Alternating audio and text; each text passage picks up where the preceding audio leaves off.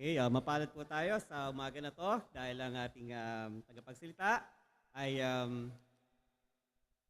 talagang ano na, lumalawak na ang kanyang karanasan ano, sa kanyang lalo sa paglilingkod sa Panginoon sa iba't ibang kapamaraanan. Ano? At tutuwa tayo dahil yung buhay niya ay talagang magandang example sa bawat isa sa atin. Talagang very, sabihin, talagang kung paano niya nakahati-hati yung mga schedules niya sa kanyang family, sa kanyang work, mga work din dito sa iglesia, ay kumbaga maayos niyang nagagampanan naman lahat-lahat ngayon. Siguro tawagin natin ang ating tagapanguna, ang ating elder, PBCM elder, Elder Homer Almodiente.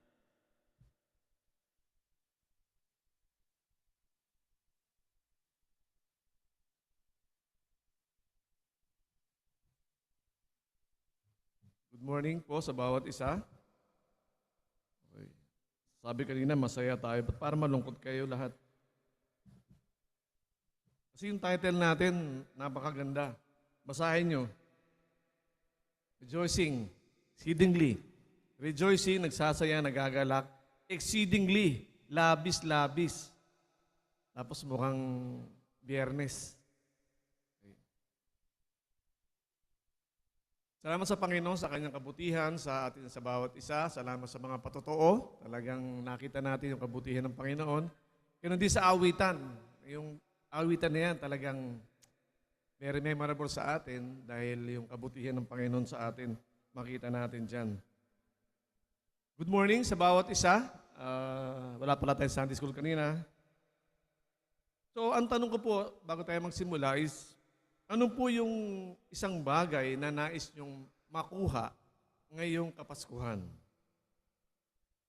What would you give yourself this Christmas? May kanta yan, alam ko hindi ko na matanda kung sino kumanta. Pero sinasabi doon, ano yung gusto mong ibigay sa sarili mo? Nung bata pa tayo, madaling sagutin yan.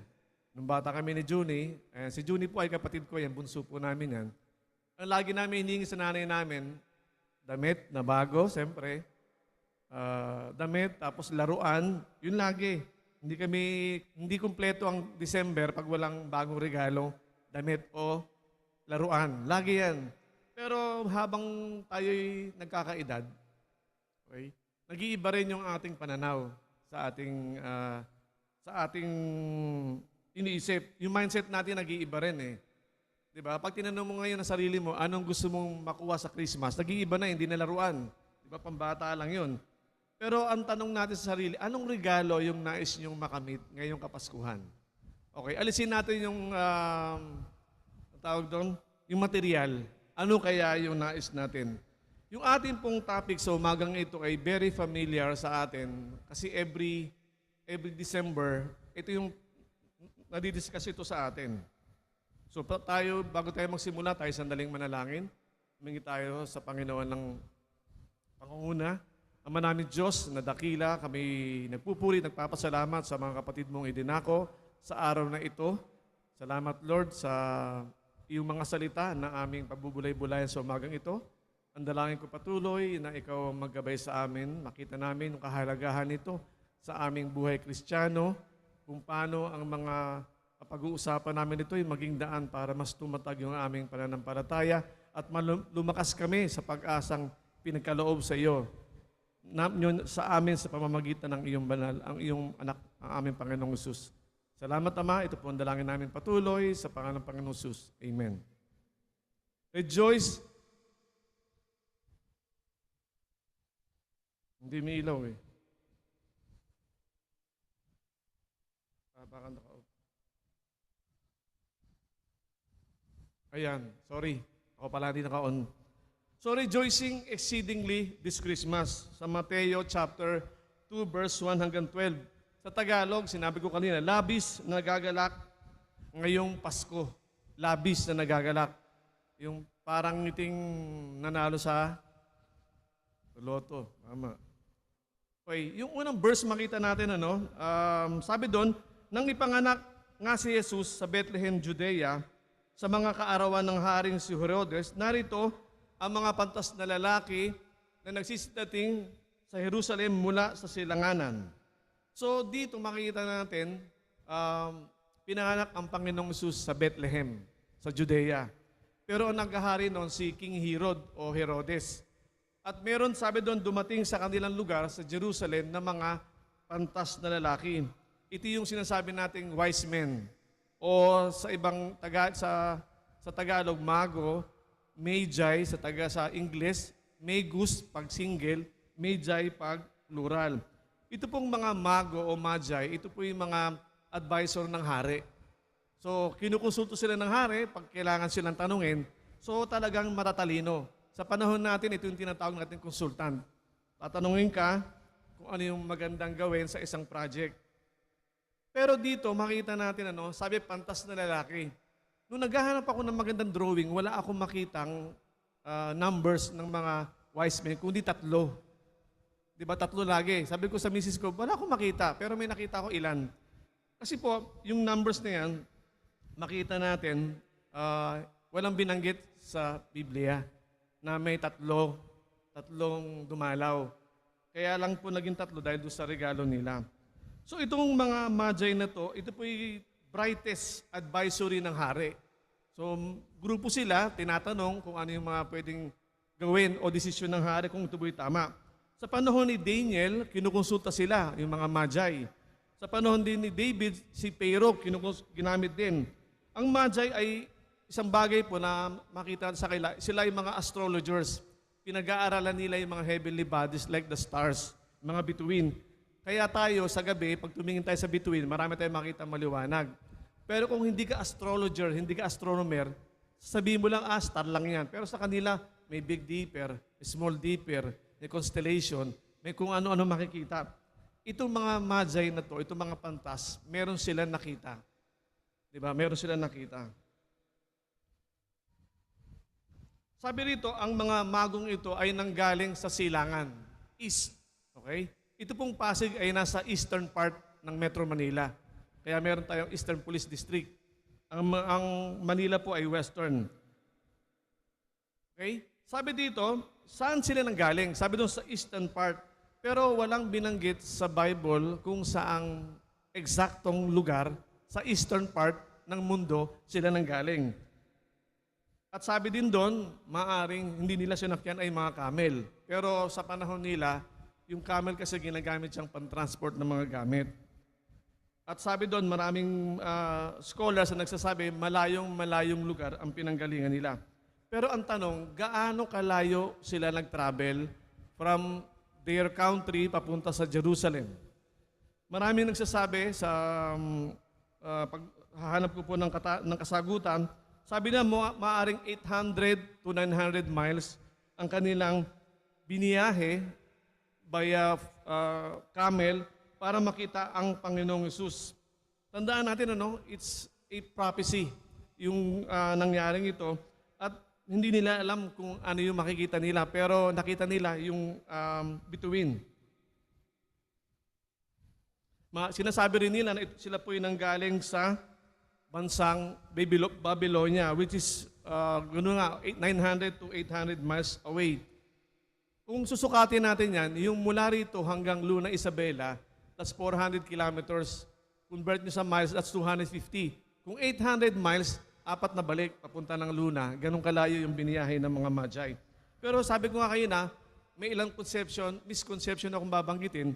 Kasi po, yung sabi ko kanina, wala akong makitang numbers, kundi laging 3. Walang binanggit sa Bible na may 3. Tandaan natin, Kaya pag nakita kayong 3 kings, hindi po yung tama. Wala pong 3.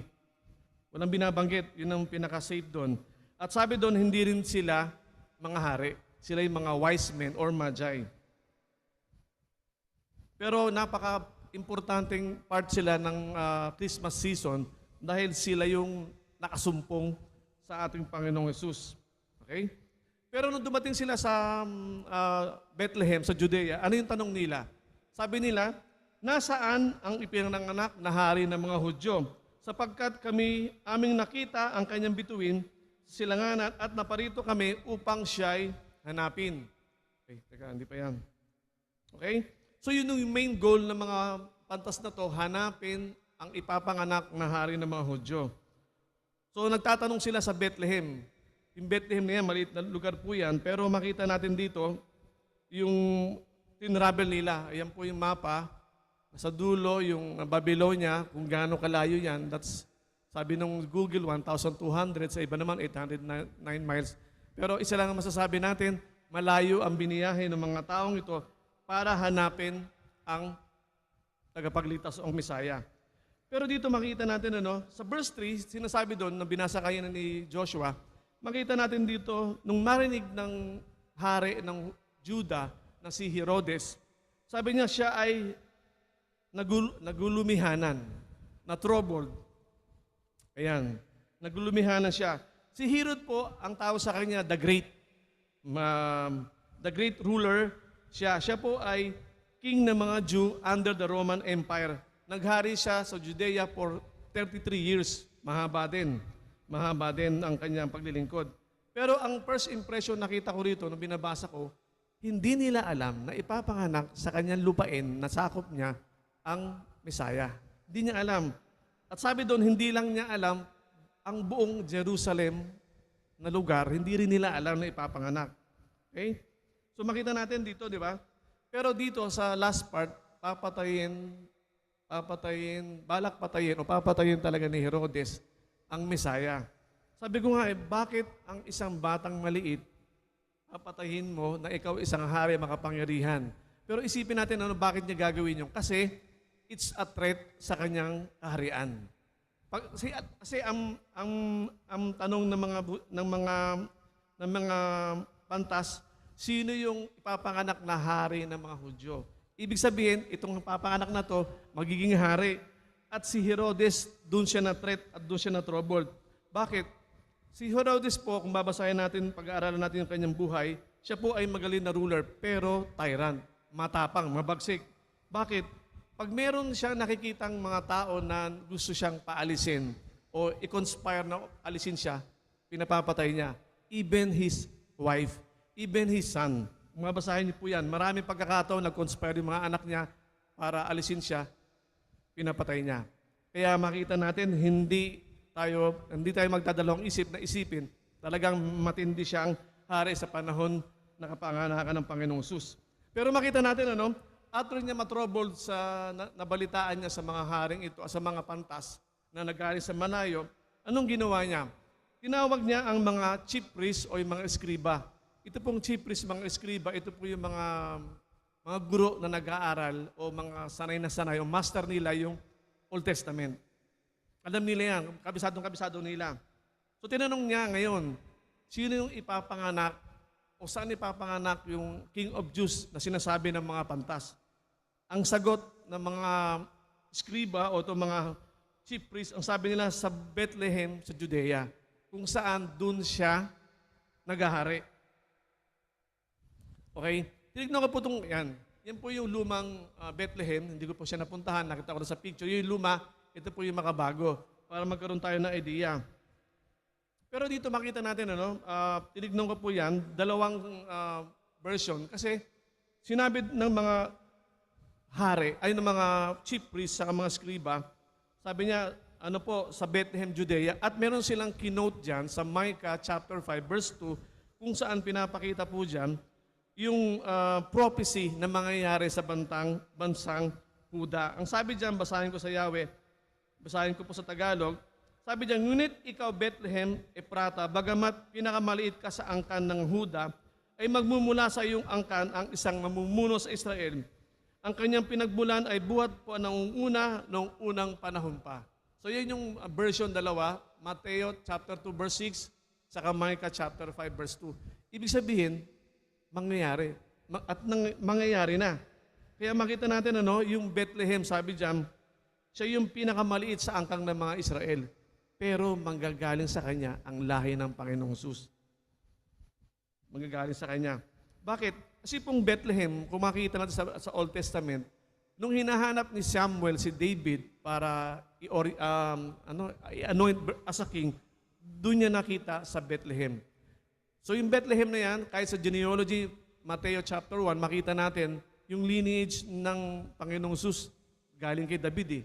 Ibig sabihin, yung Bethlehem talagang pinili yan. Diyan talaga, kahit napakalit na bansa, napakalit na community yan sa Jerusalem, doon siya kukunin. Ang sabi nga, ang Bethlehem, tinatawag nilang City of David.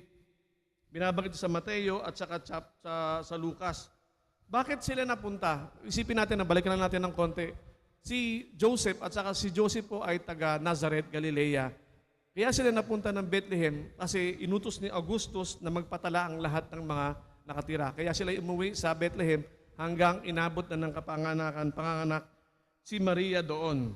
So makita natin yung nalaman na yan. So ibig sabihin, confirm na sa ating story na talagang ipapanganak. Kasi sa Old Testament, nag-quote na yung mga eskriba na darating talaga at ipapanganak ang Messiah sa Bethlehem. So ano ang ginawa ni Herodes? Ang ginawa niya po ay kinuusap niya secretly yung mga mago, yung mga magi, yung mga pantas. Kinuusap niya secretly yung mga magi. At sinabi niya rito, ano sinabi niya? Pagkatapos sinabi niya, pinapunta niya sa Bethlehem na ganito ang bilin. Hanapin ninyo mabuti ang sanggol. Kapag nakita niyo siya, ipagbigay alam agad niyo sa akin.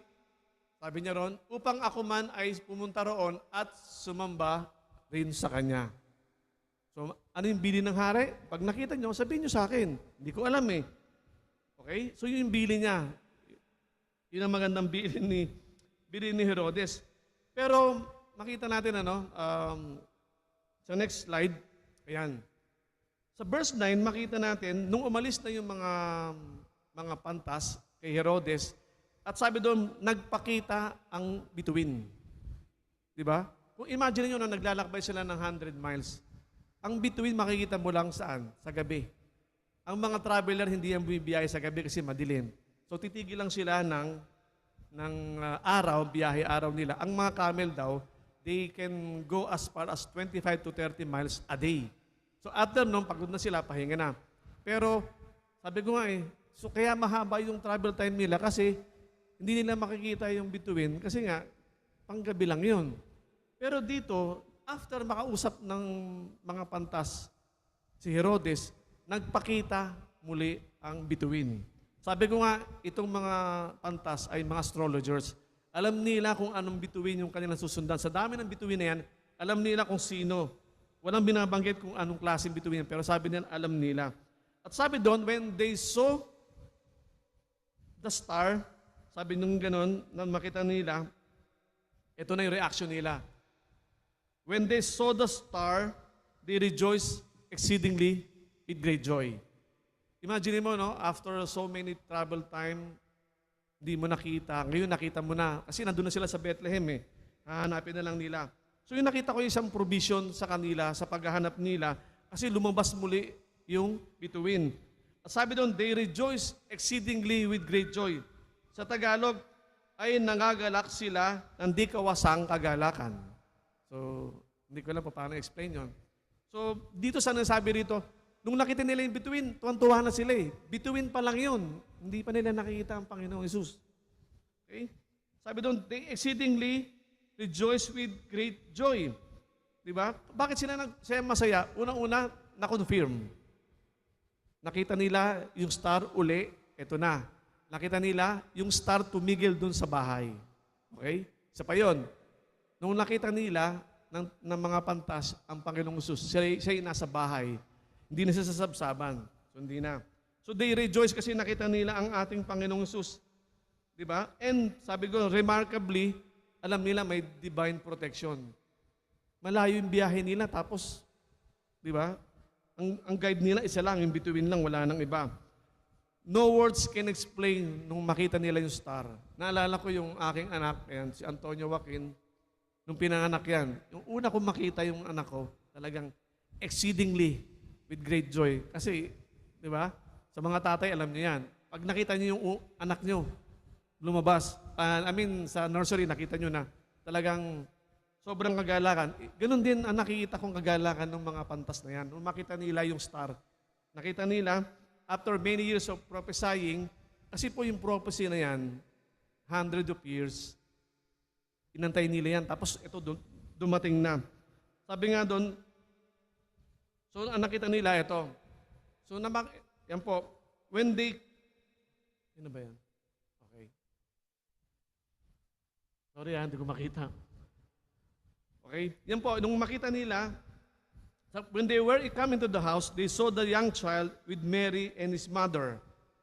So, malaki na, bata na siya, hindi na sanggol, bata na.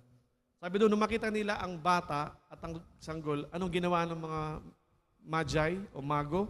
Sabi doon, they fell down and they worship him. Sinamba nila ang bata. Tapos, sabi doon, binusan nila ang kanilang mga regalo. Yung pagsamba, alam natin, yung worship, alam natin, it's an expression ng ating attitude or gesture na meron tayong sinasabang mas mataas sa atin. So, ganun nakita nila. Alam nila yung prophecy. Sabi ko nga, paano kaya nalaman ng mga pantas na ipapanganak ang Panginoong Sus? Sabi ng mga writer, maaaring nung nagkaroon ng exile ang mga Israelita papunta sa Babylonia, maaaring naituro na sa kanila na may darating na Messiah. Kasi nga as early as Micah, which is 300 years, plus the silent years na 400. So 700 years na paghihintay nila sa Panginoon para ipanganak. At makita natin, nung makita ng mga mago, yung Panginoon Sus, meron silang binigay na regalo. Yan, tuwan-tuwa sila. Yan, yung tatlong binigay nila ay gold, insenso, or kamangyan, at tapos yung myrrh. Kaya sinasabi niyan tatlo kasi may tatlong regalo. Pero wala po nakalagay na tatlo yung mago. So maliwanag po yun, So yung gold, may ibig sabihin po kasi yung mga regalong binigay sa kanila. So ito yung sinasabi nilang mismo sila nagbigay. Nagbigay sila. Sa kanilang pagsamba, nagbigay sila sa Panginoon na regalo. Itong regalo na to, hindi lang to basta regalo, may value. Number one, bakit? Yung gold, sinisignify niyan? Royalty. Royalty. Kingship. Okay? Ibig sabihin, ina-acknowledge nila na ang batang ito ay hari. So binigay nila yung mga regalo nila. Alam natin, yung gold, very precious yan. Kaya nga nung tinayo ang templo ni Solomon, yung ceiling, yung wall, puro gold yan. Saan galing yung gold? Nagbigay yung mga tao na hindi mabilang sa dami. So, sunod po yung insenso. Insenso po, ginagamit yan sa pagsamba. Sinisindihan nila yan para magkaroon ng aromatic incense na yung time nila, traditionally ginagawa nila yan pag sumasamba sila, nagsisindi sila ng kamangyan. Kasi sa Panginoon Diyos, aromatic yan eh. Gusto niya yung amoy na yan. Number 3, yung myrrh o mira. Ito'y symbolically ginagamit sa burial ritual pag may namatay. Ibig sabihin niya, pinapakita rito, sa insenso, pinapakita po doon yung role na magiging high priest ng ating Panginoon between God and humanity. At yung mira naman po, pinapoint doon yung sacrificial mission ng Panginoon. Pinanganak siya, ang Panginoong Sus. Later on, alam natin, darating point, mamamatay siya para sa ating mga kasalanan. Okay? Ito po yung last slide ko na makita natin. So after nila makita, sumamba sila sa Panginoong Sus, sa Panginoong Diyos. Sabi doon, tapos na. Ano nangyari? Sabi doon, verse 12, makita natin, winarningan sila ng Diyos sa pamamagitan ng isang panaginip. Ang sabi doon, wag na kayong bumalik kay Herodes. O, di ba? At sa iba na kayo dumaan. Kaya umalis na silang lahat. So makita natin dito, winarningan sila. Pero talaga ito, masunurin to. Sigurado ko babalik yan. Pero kung di sila sinabihan ng Panginoon, sigurado mag-report sila. Anong gusto ko makita natin sa buhay ng mga mago? Number 1, yung prophecy. Pininiwalaan nila, tinake-hold niyan.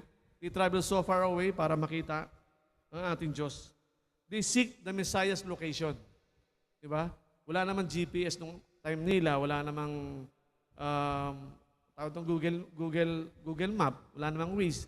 Pero they stick doon sa nakita nilang bituin o tala na sinundan nila. Number 1, they recognize yung worth ng Messiah. Bakit? May dala silang regalo. Diba? May dala sila. Ibig sabihin, sigurado ko, nandun yun. Nandun siya pinanganak. Number 4, they humble themselves. Diba? Matatalino silang tao, pero nung nakita nila ang bata, na ito na nga yun, ito na yung prophecy. Ano ginawa nila? Sinamba nila. Number 5, sinunod nila ang Diyos kaysa sa tao. Kasi sabi ni Herodes sige na, pag nakita nyo, sabihin nyo sa akin para sumamba din ako. Pero alam natin, Hindi yun ang plano ni Herodes. Ano pong nais kong makita natin sa umagang ito, sa pag-aaral natin, that rejoicing exceedingly. Number one, the promised birth. Okay? Yung kapanganakan ng Panginoong Sus, it's a great moment sa humanity. Sa history ng tao, ang kapanganakan ng Panginoong Sus ay napakahalaga. Nung di pa tayo mananampalataya, okay lang eh. Ang Pasko ay bagong damit, di ba? Pero as you mature, sabi ko nga, malalaman natin yung reason for the season. Yung prophecy na yan, for almost 700 years, iniintay nila yan. At ngayon, dumating na yung kapanganakan o yung pangakong kapanganakan. Kung makita rin natin, it's a fulfillment of God's plan sa sangkatauhan. Di ba? Kung wala ang kapanganakan ng Panginoon Sus, wala tayong kaligtasan. Yari tayo lahat. Di ba? Bukod doon, virgin birth. Never natin makita na may taong pinanganak na yung nanay ay hindi sinipingan ng tatay. Siya lang yun, wala nang iba. At bukod doon, siya lang ang birth na pinoprophesy. Wala tayong makita ang great leaders ng religion sa panahon natin na pinakita na yung pagkapanganakan ng taong ito, darating sa ganitong panahon, hindi. Maliban sa ating Panginoong Sus. Next, yung provision sa mga naghahanap. Yung mga mago na to, malayo ang nilakbay nila, 400 miles o 1,000 miles away sa kanilang bahay. Pero nakita natin yung provision ng Panginoon sa kanila. Wala namang transportation doon maliban sa camel na alam natin. Pero when they seek ang Diyos, nakita nila eh. Diba? Kaya nga, they rejoice exceedingly nung makita nila ang Panginoon. Nakakalungkot isipin. Hinanap nila. Pero yung si Herodes at ang mga Jerusalemites, hindi nila nalaman yun eh. Kaya mapalad tayo sapagkat alam natin ang kapanganakan ng Panginoon ng Diyos ay dumating na. Bukod doon, bukod sa provision, sinasabi rin po rito na itong mga wise men na to, they travel so far away, hindi po sila mga Hudyo. Sabi ko, nakita ko nga po na sila yung first Gentile to see the Messiah and they worship Him. Ibig sabihin, yung salvation na binibigay ng Panginoon, it's non-exclusive sa Hudyo. Lahat tayo, Hudyo man o Hentil, maaari tayo, sabi nga sa Romans, hindi ko kinahiya ang magandang balita sapagkat ito ang kapangyarihan ng Diyos para sa kaligtasan ng bawat sumasampalataya, una sa mga Hudyo, sunod sa mga Grego. So, walang exclusive. Ito pa, yung huling-huli ko po nakita yung protection. Protection, hindi lamang sa mga pantas, kundi protection din sa Panginoong Hesus. Bakit? Sa verse 13, makita natin, after ng verse 12 na sila yung umalis na, verse 13, nung malaman ni Herodes na ang mga mago ay umalis na at nag-iba ng daan, hindi siya pinuntahan, ano ginawa niya? Lahat ng bata na 2 years old pababa, pinapatay niya. Pero bago mangyari yon, verse 13, sabi doon, nagpakita kay Jose sa isang panaginip ang isang anghel ng Panginoon at sinabi, bumangon ka, dalhin mo agad sa Ehipto ang iyong mag-ina. At huwag kayong aalis doon hanggat hindi ko sinasabi sapagkat hahanapin ni Herodes ang bata upang patayin. Protection number 1 yan. Diba? Papatayin ng mga bata eh. So, inalis ni Jose, pumunta sila sa Ehipto for some time. After some time, verse 19 to 20, nang namamatay na si Herodes, ganun uli, nagpakita uli sa panaginip ang isang anghel ng Panginoon kay Jose at sinabi, bumangon ka, dalhin mo na sa Israel ang iyong mag-ina sapagkat patay na ang nagtatangka sa buhay ng bata. So makita natin yung protection. Protection sa Panginoong Hesus, protection sa Messiah, talagang babantayan at babantayan niya. Sabi ko nga, nung binabasa ko to, it's all God's plan. Nasa plano ng Diyos lahat yan. Mangyayari, simpleng lugar, Bethlehem, napakalit na community. And yet, sila yung pinili ng Diyos para ipanganak ang ating Panginoon sa lugar na yan. Nais ko po magwakas sa 3 verses na iiwan ko. Ito po yung nasa Ephesians chapter 3, verse 17 hanggang 19. Basahin ko po sa Tagalog. Sabi rito, naway manatili si Kristo sa inyong mga puso sa pamamagitan ng inyong pananalig. So, isipin natin yung ating pananampalataya. Laging sinusukat yan. Laging may challenge dyan. Sabi dito, dalangin ko na ang pag-ibig ang maging ugat at pundasyon sa lahat ng inyong mga gawain. Yung God's love, yung pag-ibig ng Diyos. Pag pag-ibig ang ginamit mo sa lahat ng gawain, hindi ka magkakasala. Kasi hindi ka gagawa ng bagay na makakasakit sa iyong kapwa. Verse 18, upang iyong lubos maunawaan kasama ang mga ng Diyos kung gaano kalawak, kahaba, kataas, kalalim ang kanyang pag-ibig. Hindi natin masusukat ang pag-ibig ng Diyos. Kaya nga binigay niya ang kanyang bugtong na anak para ipanganak at mamatay sa ating mga kasalanan. Dapat tayo yun, pero sabi nga, tinubos niya tayo. Siya na ang gumawa ng para sa atin. In verse 19, sabi doon, at naway maunawaan nyo na ang pag-ibig ni Kristo hindi kayang abutin ng pag-iisip at sa gayoy mapupuspos kayo ng buong katangian ng Diyos. Ang pag-ibig ng Diyos, hindi natin masukat eh. Kaya minsan nagtatanong tayo bakit naging Kristiyano yun? Ang sama-sama naman yan. Ikaw nga, di ba? Mabuti ka nga, pero hindi ka rin mabuting-mabuti. Pag nag-standard tayo, ibig sabihin, hindi natin kayang maarok ang gusto ng Panginoon sa atin buhay. Pero may planong maganda ang Panginoon sa atin sa season na to. At alam nyo rin yan, na mahal tayo ng Panginoon. Kaya nga, yung ating tagline, love God, share Christ, hindi nawawala yan kasi yun talaga. Ang pag-ibig ni Kristo ay hindi kayang abutin ng pag-iisip ng tao. Kaya nga makita natin yung katangian niya sa umagang ito. Tayo manalangin. Ama namin Diyos, patuloy na dakila, kami nagpupulit, nagpapasalamat sa mga salitang pinagbulay-bulayan po namin sa umagang ito.